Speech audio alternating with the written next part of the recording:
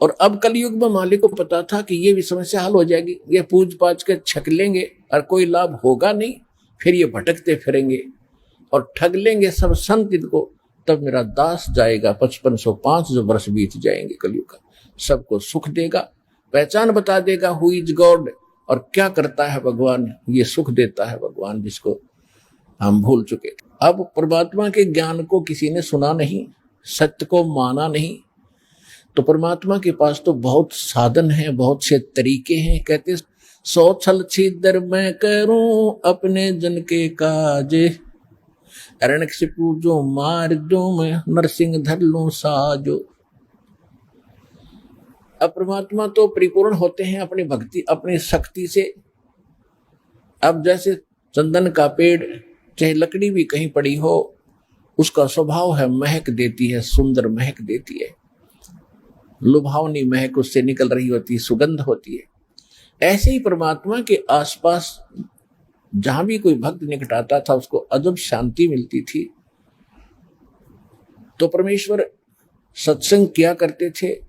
लोग सत्संग को पसंद नहीं करते थे क्योंकि परमात्मा पहले वाले ज्ञान से हटकर ज्ञान देते थे, लेकिन जो दुखी होते थे उनको परमात्मा अपनी कृपा से सुख देते थे।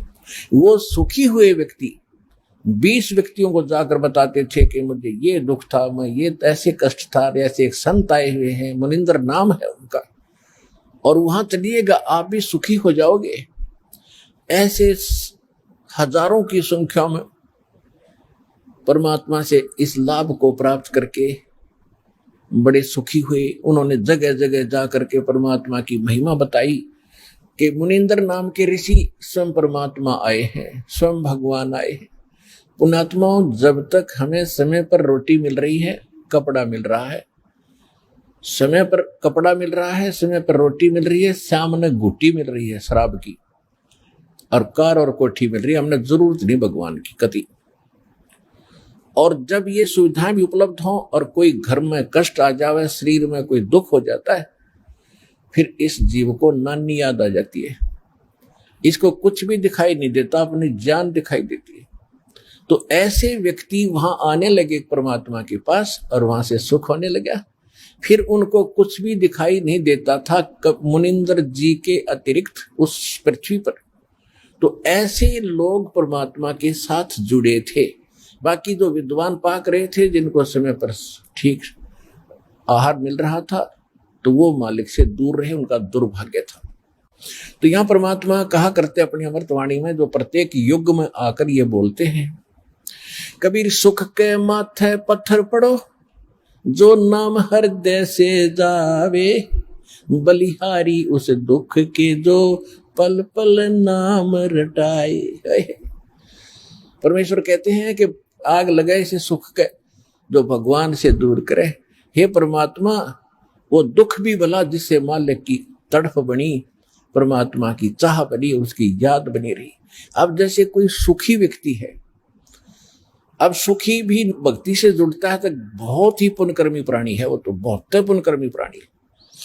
लेकिन वो सुखी जो जुड़ा है वो डगमग हो सकता है, वो विचलित हो सकता है कभी, और जो दुख में आकर यहां जुड़ेंगे और उनको मालिक सुख देगा। क्योंकि आज तक आप सब जगह घूम फिर लिए, ऐसा समय सेलेक्ट किया दाता ने, क्योंकि संतों का बोलबाला सैकड़ों वर्ष से है। राधा स्वामी पंथ लगभग 100-150 वर्ष पहले से चला हुआ, और इसकी तो पता नहीं कितनी ब्रांचें हैं, और इनके पास सब भटक के लुट के पिट के और सर्वनाश करा के अब यहाँ आ रहे। तो अब बहुत उस पर दया होगी जो पहले भटक लिया, और यहाँ आने के बाद, क्योंकि परमात्मा ने सुख तो देने ही अपने हिसाब से देना है। कैसे देना है? जैसे कोई चाहता चल देख लेता हूं, आराम होगा तो ठीक से, नहीं तो नहीं, तो उसको फिर ऐसा ही मिलेगा राहत। और जो कति सच्चे दिल से समर्पित होकर के भी कहीं मुझे तो ठिकाना रहा नहीं, और फिर रोवा मालिक के चरणों में, प्रतिदिन देखना उसको कितना सुख मिलेगा। तो परमात्मा से लाभ लेने का हमने एक तरीका बता रखा है, उस तरह आपने समर्पित होना पड़ेगा। और फिर देखना सपने में भी किसी अन्य इष्ट या संत के प्रति आपका भाव न जावे, इस परमात्मा के अतिरिक्त, इस दास के अतिरिक्त, और फिर देखना मालिक का लाभ। तो ये कहने से नहीं बनेगा, सोचने से नहीं बनेगा, इसके लिए हम ज्ञान देते हैं उस परम पिता को, परमात्मा सिद्ध करते हैं और प्रमाण देते हैं। वो प्रमाण आपको चारों तरफ से बाध्य कर देंगे कि पृथ्वी पर ना कोई और भगवान है और ना ही ऐसा पृथ्वी पर ज्ञान है। और फिर समाधान, ऐसे प्रमाणित मंत्र जिन महापुरुषों का मोक्ष हुआ उन्होंने यही जाप किया। तो इन सब से फिर आपका भावना अपने आप बनेगी, निसंशय हो जाओगे, डाउटलेस हो जाओगे। फिर अपने पृथ्वी पर कुछ दिखाई नहीं देगा। और फिर देखना भगवान के हाथ रोजाना लाभ देना, सपने में भी सुख देगा, जागृत का तो कहना ही क्या। तो ये ऐसा परमात्मा है। जैसे हम बहुत सी कथाएं सुना करते थे, उनका कोई सिर पैर नहीं था। हम सुना करते थे कि श्री रामचंद्र जी ने लंका पर चढ़ाई करते समय पुल की आवश्यकता पड़ी, समुद्र पर पुल बनाना था। हम ये भी सुनते थे कि 3 दिन तक भगवान श्री रामचंद्र जी समुद्र के अंदर घुटनों पानी में हाथ जोड़े याचना करते रहे कि हे जल्दी हे सागर राज, मुझे रास्ता दे दो, मैं बहुत दुखी हूं, मेरी पत्नी को लंका का राजा रावण उठा ले गया है और उसको बहुत सता रहा है, उस पर चढ़ाई करनी है, हमने उसको बहुत प्रार्थना कर ली है, वो लौटाने को तैयार नहीं है। जब 3 दिन तक समुद्र ने उसको रास्ता नहीं दिया तो तब श्री रामचंद्र जी ने लक्ष्मण से कहा था कि लक्ष्मण मेरा अग्नि बाण दे, ये लातों के भूत बातों से नहीं मानते।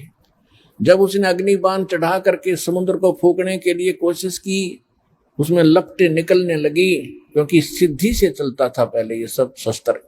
तब कहते समुद्र ने रास्ता दिया, ऐसे सुनते थे। फिर क्या सुनते थे कि नल नील ने समुद्र पर पत्थर रख दिया, उनके हाथों में पावर थी, उनमें शक्ति थी, सिद्धि थी कि उसके हाथ से रखा हुआ पत्थर जल में डूबता नहीं था, और जिस कारण से पुल बना।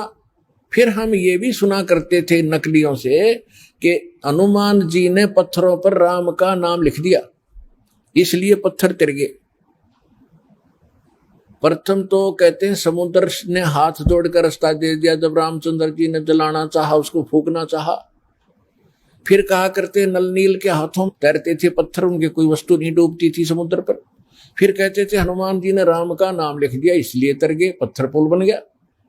अरे कोई एक तो बताओ, एक पर सेट हो जाओ, किसने एक रहा को किससे हो जाओ, फिर रामचंद्र कित रह गया, नल नील से ही पुल बन गया, फिर राम ने कित बनाया वो। अब इसका निष्कर्ष निकलेगा, इस कथा से जो दास सुनाने जा रहा है त्रेता युग की। ऐसे प्रश्न करे एक भक्त ने मेरे से, जब गांव गांव में दास सत्संग करने जाता था, वो कहने लगा जी मैं मिलिट्री के अंदर हूं और मिलिट्री हमारी ज्यादातर पहाड़ी क्षेत्र में रही है। जहां भी मुझे कोई मंडलेश्वर, कोई संत, कोई गुफा में साधु मिला है, मैं उनसे मिलने जाता रहा हूं। और ये एक प्रश्न करता हूं, मैं रामायण का पाठ बहुत करता हूं और उसमें देखता हूं कि सभी राक्षस मांस खाएं, शराब पीवें, ऐसा व्यवहार विचार उनका हो गया था। और वहां पर विभीषण और मंदोदरी, इनके विचार पढ़ते हैं जब रामायण में, तो साधु संतों जैसे, तो इनको ये ज्ञान कहां से आ गया ऐसे बूढ़े राक्षस नगरी में। तो वो कहने लगा जी मैं सब जगह मंडलेश्वरों के पास जा लिया, पर इस प्रश्न का उन्होंने को संतोषजनक उत्तर नहीं दे पाए, मैं आज तक भटक रहा हूं। तो मैंने कहा भाई इस रोग की दवाई मेरे पास है, अब सुन ले, सुनाता हूं। दास ने सुनाई फिर कथा, जो सत्य कथा है। परमात्मा त्रेता युग में मुनिंदर नाम से आए हुए थे और काफी दुखी व्यक्ति मालिक की कृपा से, आशीर्वाद से सुखी हुए थे। फिर उनको दाता ये प्रथम मंत्र दिया करते थे। ये प्रथम मंत्र में जो पहले और लास्ट वाले नाम पहले नहीं दिए जाते थे, उनको तो अब बचपन से जब कलयुग आया इस समय ही प्रारंभ करना था। ये कंप्लीट कोर्स अब देना था। पहले तो ऐसा समझ लो कि ये आपको ग्लूकोज लगा दी जब तक सर्जन नहीं आया, और ग्लूकोज से रोगी मरता नहीं लेकिन रोग नाश नहीं होता। तो वो प्रथम नाम देते थे दाता, और ग्लूकोज लगाकर चले जाते थे। अब ये रोग नाश तो अब होना था, ये दास भेजा है इस जन्म मरण के रोग का नाश करने का सर्जन और डॉक्टर, हर तरह की औषधि और ऑपरेशन सारा सिखाकर, सब ट्रेनिंग दे करके अब सब सुख होंगे, आपका जन्म मरण का रोग कटेगा।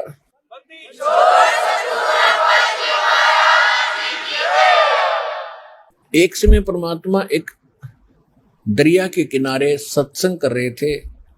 दरिया के किनारे ही उनका एक झोपड़ा था, कुटिया थी, वहां सत्संग किया करते थे। वहां हजारों की संख्या में इधर उधर से भक्त आकर के सत्संग सुनते थे, जो निर्धारित समय किया जाता था, महीने में, 2 महीने में, 6 महीने में। तो ऐसे ही एक नल और नील नाम के दोनों आपस में, ये मौसी के बेटे थे, यानी इनकी माताएं सगी बहन थी, और ये किसी देव प्रकोप से दोनों के दोनों मानसिक रोग से पीड़ित थे। शरीर में भी बहुत पीड़ा रहती थी, जिसकी उपचार के लिए वेदों के अतिरिक्त साधु संतों से भी आशीर्वाद प्राप्त इन्होंने खूब किए थे। और सभी ऋषि महर्षियों ने उनको बता दिया था कि नल और नील, बेटा ये तुम्हारे प्रारब्ध में, यानी तुम्हारी किस्मत में अंकित है ये कष्ट, और इसको बेटा आपने भोगना ही पड़ेगा, कोई विकल्प नहीं। अब बेशक से आत्मा को कोई कितना ही ऐसे संतोष दिलाए कि ऐसा ही होता है, लेकिन इसको मालूम है कि परमात्मा कोई ऐसी पावर है, ऐसी शक्ति है कि वो सब दुख दूर कर सकता है। परमात्मा के गुणों में हम खूब सुनते और सुनाते रहते, इसलिए आत्मा संतोष नहीं पाता है। दुखी व्यक्ति फिर कहीं ना कहीं और किसी से सुनकर भी जाता है। जब वो कति थक लिए थे, दोनों अंतिम फाइनल फैसला मान चुके थे कि अब कहीं ठिकाना नहीं रहा, हमें तो ये तड़प के मरना ही शेष बचा है, और लंबी आयु होती थी। किसी ने उनको बता दिया कि आप चलिएगा ऋषि मुनिंद्र जी के पास, और नल नील आपका रोग ठीक हो जाएगा। उनको अविश्वास रहा कि नहीं, हमने बड़े बड़े ऋषि देख लिए हैं, ये तो पहली बार नाम सुना है हमने आपसे, कोई मुनिंद्र नाम का ऋषि कहीं पर है। तो 1 से 2 से 3 से जब ये बात सुनी, उनका भाग्य उदय हुआ। उनके कहने से वो चले गए कि चलते हैं भाई, और तो कहीं हमने ठिकाना मिला नहीं। तो जब वो वहां आए, मालिक को पता था कि अब निशान ने चोट लगानी पड़ेगी, क्योंकि ये सब जगह थक लिए हैं, और कोई इनने ऋषि महर्षि मंडलेश्वर भूत झाड़े लगाने वाला कोई छोड़ा नहीं है। अब इनको कुछ रिजल्ट दूंगा तो ये बच्चे मेरे पास टिक जाएंगे आसानी से। जो ही नल नील ने जब सत्संग शुरू होने से पहले सत्संग, परमात्मा बैठ जाते थे, सत्संग सुनाते थे। सत्संग तो वो सुन ही नहीं सकते थे, क्योंकि उनकी तो ऐसे बेचैनी रहती थी। और जो ही मालिक के पास आए, दोनों चरणों में मत्था टेका, और परमात्मा ने दोनों के सिर पे हाथ आशीर्वाद भरा रखा, उनका तुरंत रोग छू मंतर हो गया, और ऐसे हो गए जैसे कभी पीड़ा थी ही नहीं किसी प्रकार की। अब दोनों की आंखों में आंसू आ गए, चरणों में लिपट गए, और कहा, हे परमात्मा, हम तो बहुत जगह कष्ट उठा चुके थे, हमने पृथ्वी पर कोई, जहां तक हमारी पहुंच थी, हमने कोई ऋषि महात्मा नहीं छोड़ा। हे परमात्मा, हमारे ऊपर बहुत बड़ा कहर था, बड़ा कष्ट था, आपकी कृपा से हम स्वस्थ हो गए, आप स्वयं परमात्मा आए हो। फिर उन्होंने सत्संग सुना। परमात्मा ने कहा, बेटा ये तो एक अस्थायी लाभ है, अभी तो और भी आपके भाग्य में और आपके संचित पाप कर्मों का ढेर लगा पड़ा है, उसके लिए भी औषधि बताऊंगा, वो मंत्र दीक्षा आपको दूंगा, आप वो लीजिएगा। पहले सत्संग सुनिएगा। फिर सत्संग सुना, दीक्षा ली, फिर गुण गाने लगे भगवान के, जो भी मिला उसी से कहें कि भगवान आए हैं, मुनिंद्र नहीं ये परमात्मा आए हैं, आप चलो। फिर उनकी कोई नहीं माने, क्योंकि लोग सुखी थे, केवल दुखी मानता है। तो कुछ दिनों के बाद क्या हुआ कि जैसे आप यहाँ देखते हो, उसका चित्रार्थ सारा ही आप देख सकते हो दृश्य। यहाँ पर आप देखते हो 80% भक्त दुखी आते हैं, काल के पीड़े हुए आते हैं, कर्मों के पीटे हुए आते हैं, और क्या हालत में आते हैं। कोई स्ट्रेचर पर आता है, किसी को कैंसर है। आत्मा हमारी मानती है कि परमात्मा, अज्ञानता में आपके बच्चे कितना कष्ट पा गए, पहले इन्होंने गलतियां की, पाप इकट्ठे किए, अब काल ने इनके सिर पर रख दिया कि इनको भोगो। परमात्मा अपने बिना अपने के दुख न कौन जानेगा। अगर आप भी नहीं इनको राहत दोगे तो ये कहाँ जाएंगे। दास उसका नौकर है, दास उसका पीएन है, चपड़ासी है परमपिता कबीर भगवान का। आपकी अर्जी उसकी टेबल पर रख देता हूं, वो तो जानी जान है किसकी स्वीकार करनी है, किसकी ना करनी है, किसके दिल में दोष है, कौन सच्चे आत्मा से पुकार रहा है, वो मालिक देखता है। दास की अर्जी यही होती है कि उसकी चरणों में आपकी पुकार अवश्य पहुंचाता हूं जब देखता हूं उनकी हालत कि आप बिना सुख देने वाला मालिक ना कोई हुआ ना होगा। आपके दरबार में सुख नहीं है तो दाता फिर कहां से प्राप्त होगा। तो हम जितनी अर्जी लगा सकते हैं, जैसी हमारी अकल काम करती है, लगाते हैं। सुनना दाता कबीर भगवान ने है और वो अवश्य सुनते हैं। ये सुख सागर है, ये दयालु भगवान, ये रहीम है, राम रहीम यही है। तो इसी प्रकार वहां आते थे, कई कई दिन रुक जाते थे, स्वाभाविक, क्योंकि वहां एक न्यारी शांति मिलती है। संसारिक कष्टों से, जो समस्याओं से मन हटकर एक मालिक पर लग जाता है। इसलिए कोई 2 दिन सत्संग में, कोई 1 दिन, कोई 3-3, 4-4 दिन का सत्संग भगवान कर दिया करते थे।